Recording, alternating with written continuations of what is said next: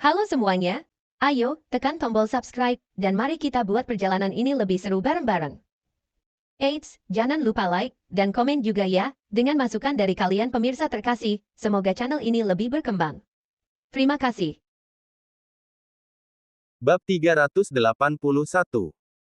Jika Harvey York ada di sini, dia bisa langsung mengenali bahwa orang yang berdiri dengan kepala terkulai saat ini memang Thea York. Thea yang dikenal bisa mendapatkan semua yang dia inginkan di Southlight, sekarang pucat dengan keringat yang menetes dari wajahnya, dan itu mengacaukan riasan halusnya. Kurang dari 10 meter di depannya, seorang pria yang mengenakan kostum tradisional Tiongkok, dengan wajah tampan, yang tampaknya berusia paling banyak 25 tahun, sedang bermain catur sendirian. Dia bertanggung jawab atas hitam dan putih pada saat yang sama dan bermain sangat intens di papan catur. Hanya suara bidak catur yang bergerak sesekali terdengar di aula kosong. Meskipun Thea menggigil, dia tidak berani mengeluarkan suara. Menabrak. Setengah jam kemudian, papan catur giok hancur pada saat ini setelah potongan terakhir dipindahkan, seperti manik-manik besar dan kecil jatuh, membuat suara ding-dong. Gedebuk. Thea segera berlutut di tanah, tapi tetap saja, dia tidak berani bernapas. Dia menunggu sampai semua suara di aula menghilang. Dia kemudian berkata dengan suara gemetar dengan dahinya di tanah sambil berlutut. Tuan muda, ini semua salahku. Aku harus dihukum. Pria yang duduk di tempat tidur Arhat itu berdiri dan mengulurkan tangannya. Dia melihat tangan kirinya. Dia berbisik setelah beberapa saat. Apakah kamu melihat orang itu? Aku melihatnya. Jawab Thea. Bagaimana dia? Tak terduga. Thea berpikir lama sebelum perlahan mengucapkan kata itu. Tak terduga. Tidak banyak orang di Southlight yang bisa dinilai olehmu seperti ini. Pria itu sedikit tersenyum. Jadi, apakah dia lebih baik dariku? Punggung Thea langsung basah oleh keringat dingin. Dia menggigil beberapa saat sebelum dia berbisik.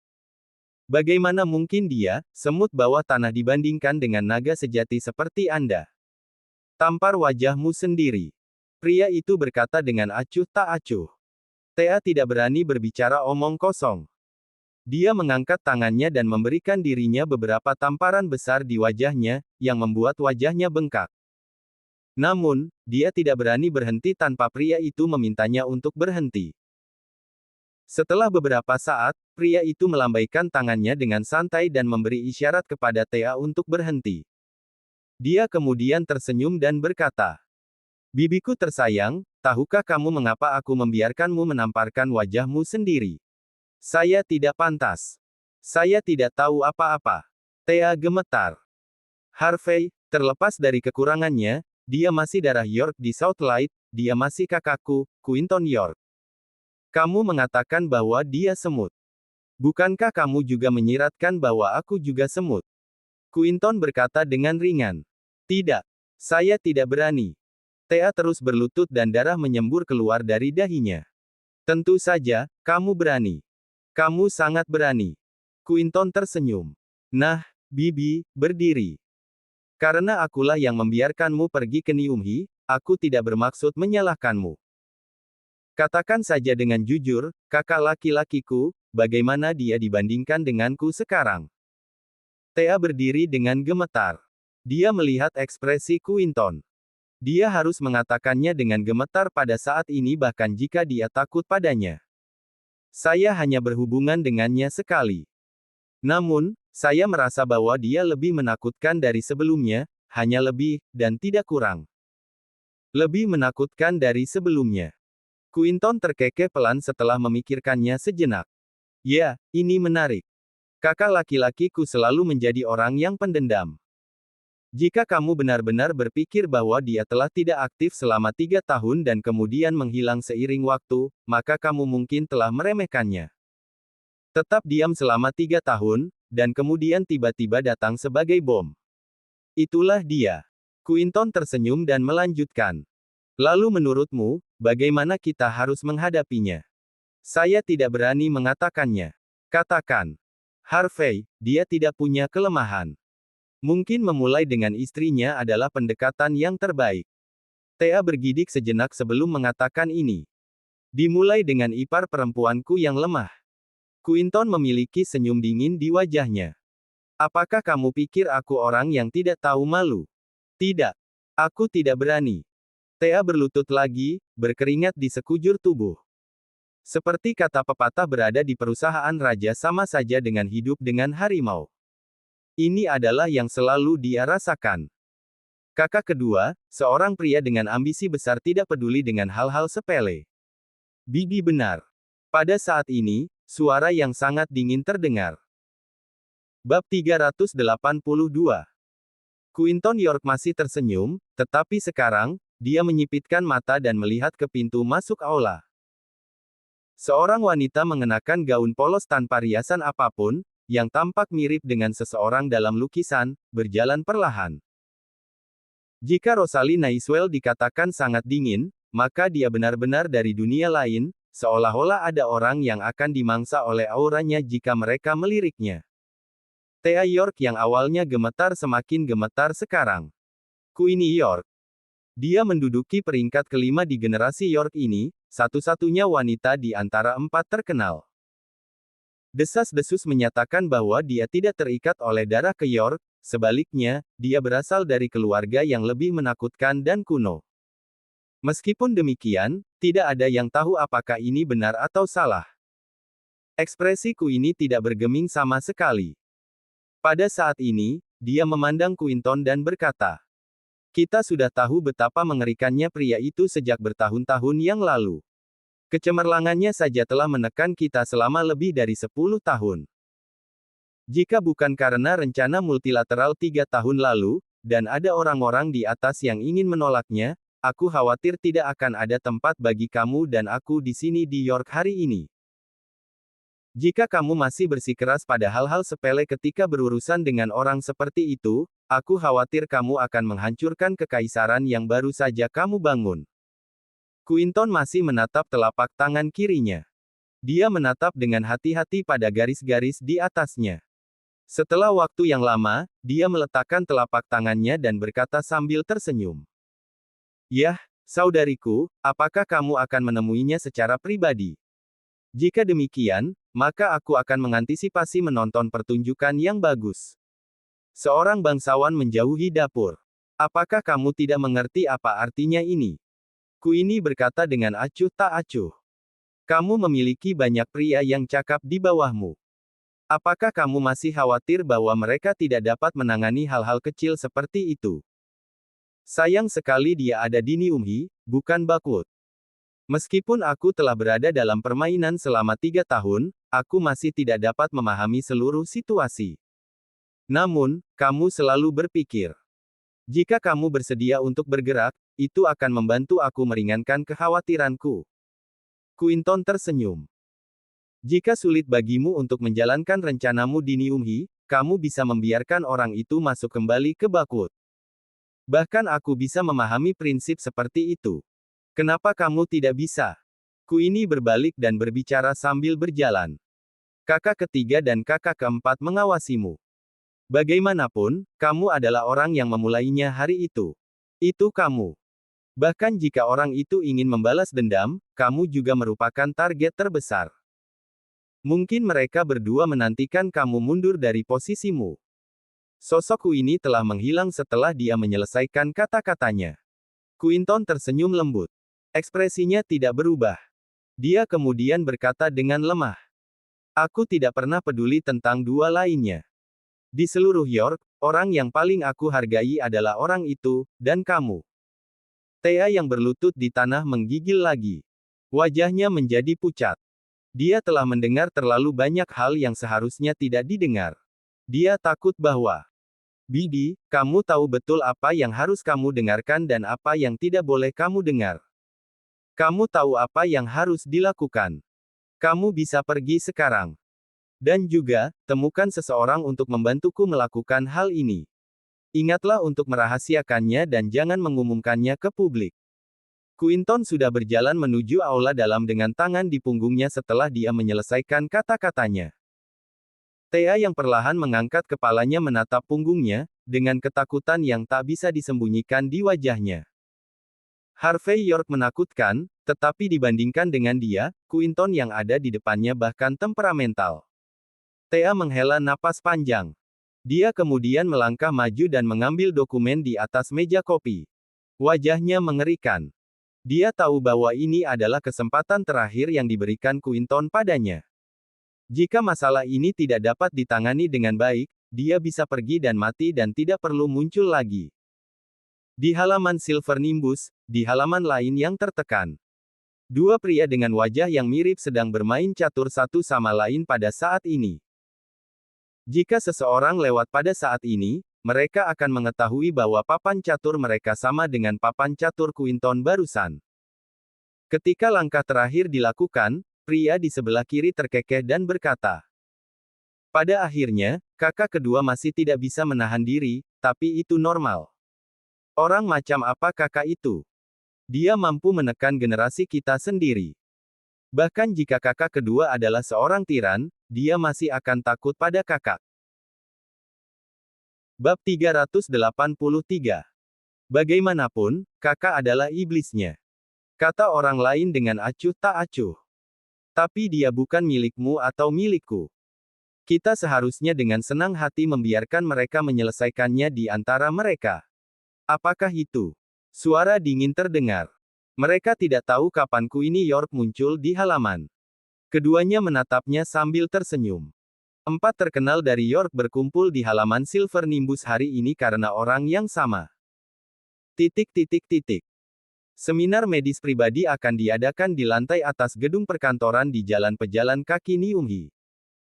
Karena Ella Graves terus bersikeras dan Harvey York tidak ada hubungannya sekarang, dia mengikutinya. Ella yang awalnya dalam suasana hati yang buruk berseri-seri dan terus berbicara dengan Harvey. Jensen Carlson, yang mengikuti di belakang mereka, ekspresinya menjadi gelap saat ini. Apa situasi dengan anak nakal ini? Jensen juga tidak bodoh. Samar-samar dia bisa merasakan bahwa Ella sepertinya memperlakukan bocah yang tiba-tiba muncul secara berbeda.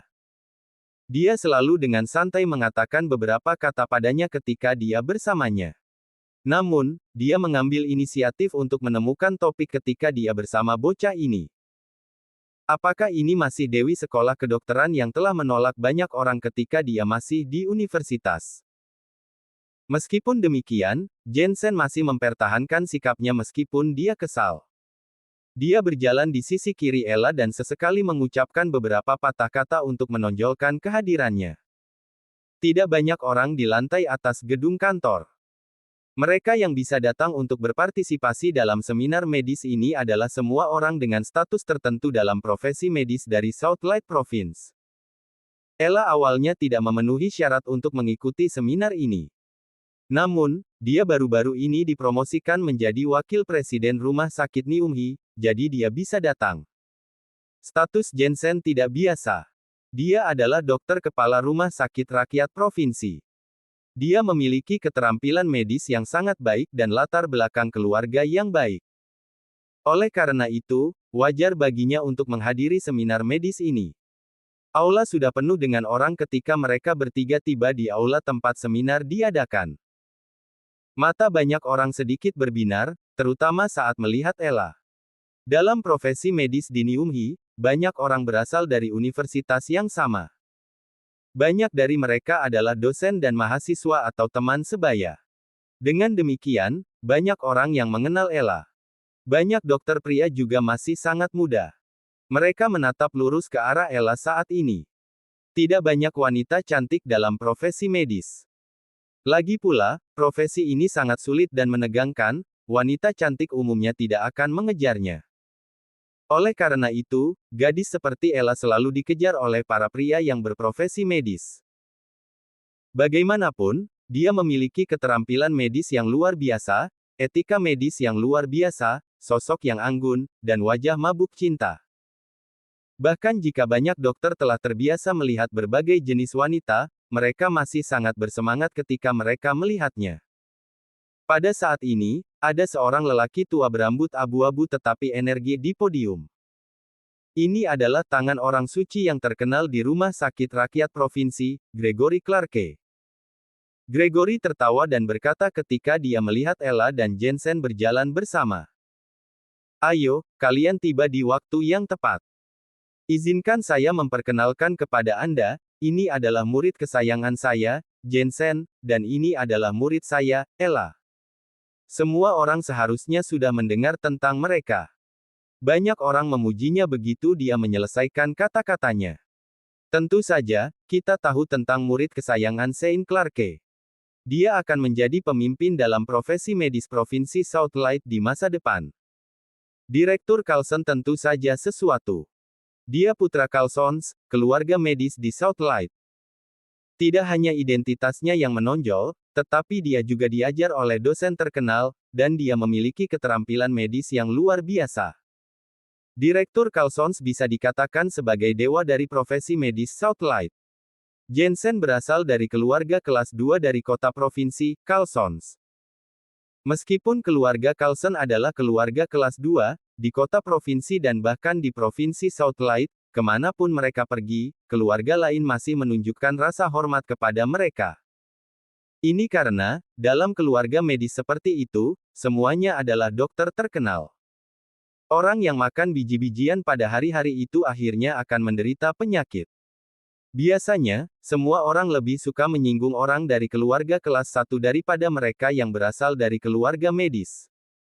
Bagaimanapun, seseorang mungkin harus meminta bantuannya cepat atau lambat. Status Carlsons adalah yang teratas dalam profesi medis Southlight. Hanya dengan melihat Gregory, tangan orang suci yang terkenal menerima Jensen sebagai murid sudah cukup untuk menjelaskan masalahnya. Kalian semua adalah seniorku. Saya baru saja memulai. Berhenti memujiku. Pada saat ini, Jensen mendorong kacamata berbingkai emasnya dan berbicara dengan lembut. Hanya saja dia sedikit bangga ketika mengatakan ini. Statusnya dalam profesi medis tidak terbayangkan oleh orang biasa. Dia tanpa sadar melirik Ella sambil memikirkan hal ini, ingin melihat matanya yang mengagumi. Namun, sudut matanya berkedut dan dia hampir kehilangan kakinya.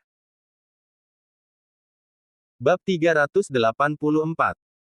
Ella Graves tidak mendengarkan apa yang orang lain katakan sepanjang waktu. Sebaliknya, dia terus berbicara dengan Harvey York dengan suara rendah. Harvey, seminar kedokteran ini tidak seperti kuliah yang mempopulerkan akal sehat. Tampaknya ada penemuan besar dalam profesi medis Southlight yang akan diumumkan pada seminar medis ini. Ella takut Harvey tidak mengerti untuk apa seminar medis ini. Karenanya, dia menjelaskan kepada Harvey dengan suara rendah saat ini. Harvey mengangguk dan melihat ke posisi podium. Ada layar besar di belakang podium, dan serangkaian karakter besar diketik di layar saat ini. Kerusakan miokard dapat disembuhkan dengan generasi sel. Kemudian nama-nama berikut yang disebutkan adalah Gregory Clarke dan Jensen Carlson. Meskipun Harvey tidak tahu banyak tentang profesi medis, ia juga tahu bahwa yang disebut kerusakan miokard biasanya disebut sebagai miokarditis. Penyakit ini sangat sulit untuk diobati. Penyakit ringan itu baik-baik saja, selama pasien cukup istirahat di hari kerja, maka bisa sembuh sendiri. Namun, penyakit parah sangat merepotkan. Jika pasien tidak hati-hati, dia bisa mati. Metode tradisional untuk menangani penyakit parah miokarditis harus menjalani operasi. Meskipun demikian, ahli bedah yang sangat terampil diperlukan untuk melakukan operasi ini. Banyak pasien yang sakit parah sering meninggal karena mereka tidak punya tempat untuk mencari perawatan medis. Mata Harvey berbinar setelah melihat sekilas pendahuluan. Dia merasa familiar dengan kata-kata itu. Di mana dia pernah mendengarnya sebelumnya. Yang disebut metode penyembuhan generasi sel ini mengacu pada metode penyembuhan miokarditis parah tanpa menjalani operasi apapun dan hanya mengandalkan kemampuan generasi sel. Harvey bukan ahli di bidang ini, tapi tetap saja, dia merasa ada yang tidak beres. Namun, dia diundang ke seminar medis ini, jadi dia tidak mengatakan apa-apa saat ini. Pada saat ini, semua tenaga medis di sekitar bersemangat. Pastinya sangat berharga untuk dapat menghadiri seminar medis ini. Jika teknologi seperti itu bisa berhasil, itu pasti akan membuat nama dalam sejarah kedokteran, dan mereka juga akan menjadi saksi dari momen bersejarah ini. Sementara Gregory Clarke yang berada di podium turun dan menghampiri Jensen Carlson. Dia berkata sambil tersenyum. Semuanya, saya punya sesuatu untuk dijelaskan kepada kalian sebelum seminar medis secara resmi dimulai. Perawatan terbaru untuk kerusakan miokard ini tidak ditemukan oleh saya, tetapi oleh murid saya.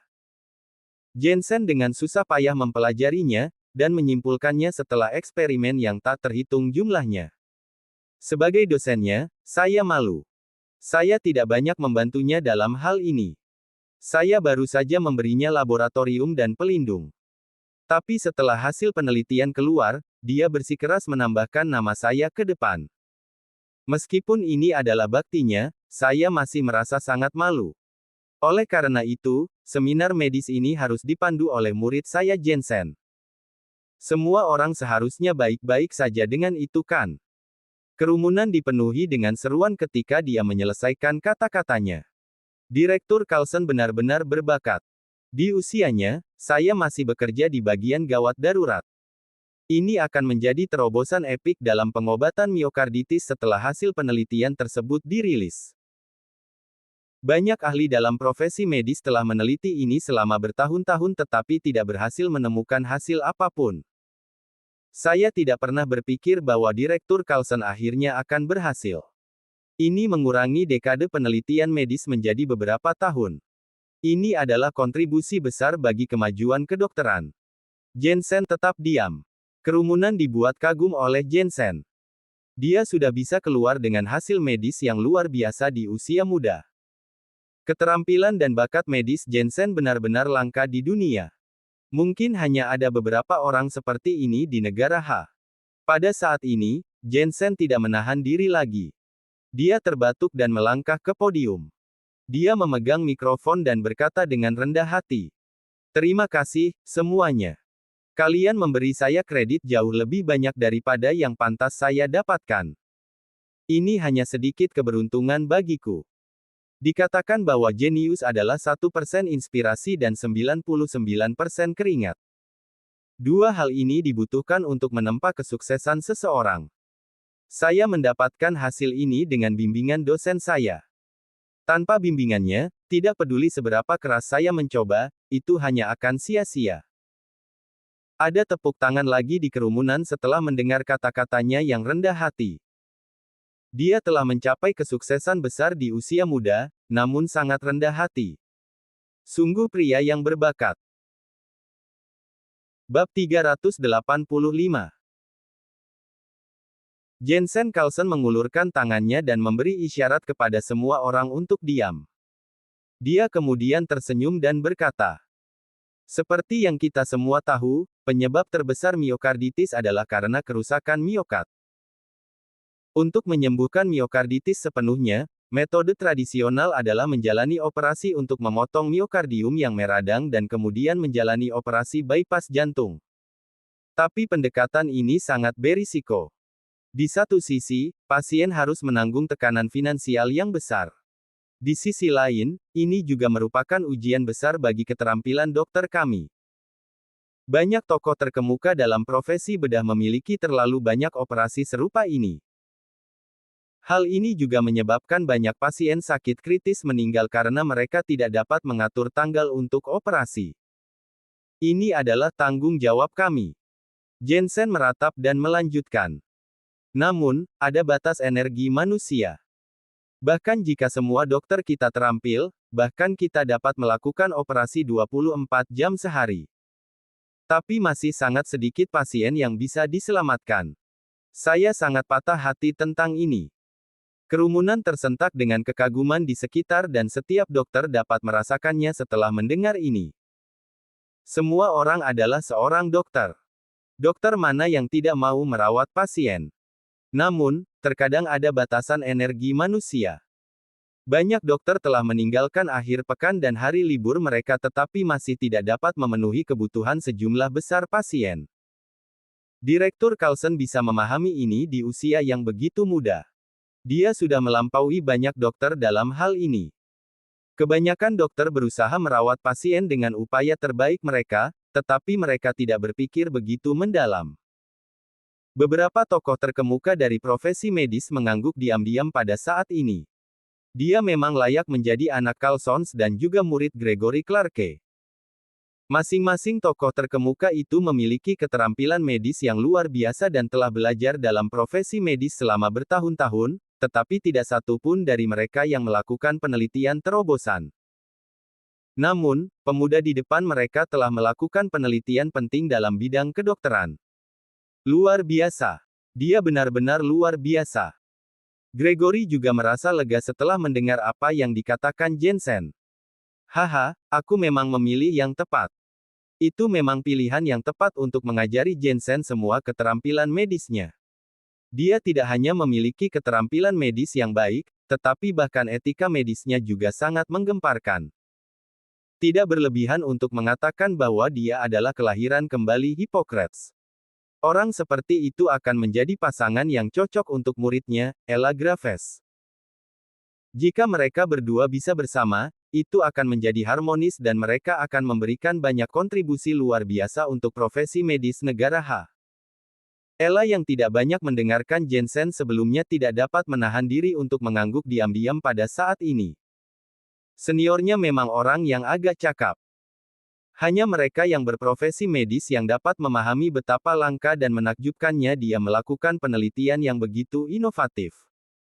Pada saat ini, seorang tokoh terkemuka dalam profesi medis tidak bisa tidak berkata, "Carlson, kamu memang luar biasa." Dia bisa melihat melalui kebenaran yang kita orang tua tidak bisa lihat di usia muda. Tidak heran dia bisa melakukan penelitian terobosan di bidang kedokteran. Jika aku punya anak perempuan, aku pasti ingin kamu menjadi menantuku. Hahaha, jangan pikirkan itu, Senior Chen. Jensen punya kekasih. Apakah kamu tidak memperhatikan bahwa dia baru saja datang dengan seorang wanita cantik? Itu adalah murid Gregory. Satu adalah muridnya, yang lain adalah muridnya. Mereka adalah pasangan yang dibuat di surga. Petik 2. Kakak selalu mencintai adik perempuan. Mereka yang menjadi dokter semuanya adalah orang-orang pintar. Dalam hal ini, semua orang tahu apa yang harus dikatakan pada saat ini. Jensen tersenyum tanpa mengucapkan sepatah kata pun. Sebagai murid Gregory dan juga putra dari Carl Sons, dia sudah lama terbiasa dengan kesempatan seperti itu. Jensen pun semakin bangga apalagi saat Ella memandangnya dengan sedikit kagum. Ini adalah efek yang dia inginkan.